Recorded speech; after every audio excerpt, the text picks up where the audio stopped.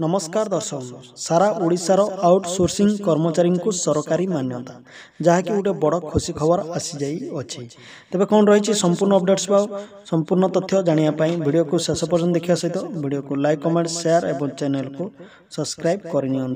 तेज दर्शक जहाँ गोटे बड़ खुशी खबर आसी तेबे आपण मैंने जानते आउटसोर्सिंग कर्मचारी क्या कहुए जमी ओडिशार अंगनवाड़ी कर्मी हो आशा कर्मी एवं सहायिका कर्मी पियोन एमती अनेक कर्मचारी अच्छा जहाँ आउटसोर्सिंग कर्मचारी कहुए। तेबे देखो ये चिठी बा नोटिस रे कौन लिखाई अछि। तेबे गवर्नमेंट ऑफ ओडिशा तरफ नोटिस टी आसी from Shri Shashank Shekhar Das OS officer रही। तेबे नोटिस टी शशांक शेखर दास नोटिस टी जारी करिसेंती।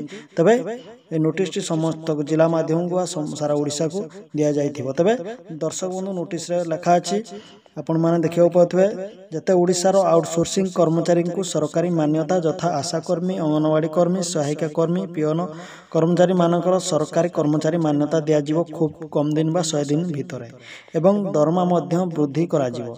या नहीं वर्तमान नोटिस जारी करिसेंती ओडिशा सरकार बा शिशु विकास तरफ।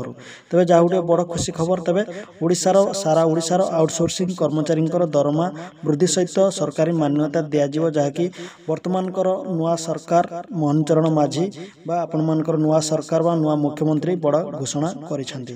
तेबे खूब शीघ्र आशा पाचिका अंगनवाड़ी सहायिका बैंक मित्र पियोन किरानी इत्यादि आउटसोर्सिंग कर्मचारी दरमा वृद्धि सहित सरकारी मान्यता दिज्व बोली जहाँ गोटे बड़ घोषणा करिसेंती ओडिशा सरकार। तेबे एमती टिकनी खबर जानापी वीडियो को लाइक कमेंट शेयर और चैनल को सब्सक्राइब